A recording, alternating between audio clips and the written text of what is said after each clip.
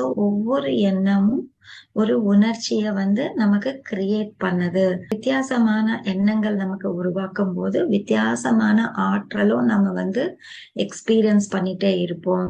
எண்ணங்கள பொறுத்துதான் நம்ம எமோஷன்ஸ்ன்றது இருக்கும் அப்படின்றது நம்ம முதல்ல புரிஞ்சுக்கணும். சோ 2மே ஒன்னோட ஒண்ணு இணைந்து இருக்கும். நம்ம வாழ்க்கைய 2 வாட்டி வாழுவோம். ஒண்ணு நம்மளோட உள்ளுக்குள்ள நம் எண்ணங்கள்ல நாம வாழுவோம். அதுவே திருப்பி நாம வெளிய உலகத்திலயும் வாழ்வோம். சோ ஃபர்ஸ்ட் எதுவா இருந்தாலும் நம்ம ஒரு வீடு கட்டணும்னு நினைச்சுக்கோங்களேன். அது முதல்ல நம்ம எண்ணங்கள் ஒரு பிளான் இருக்கும்.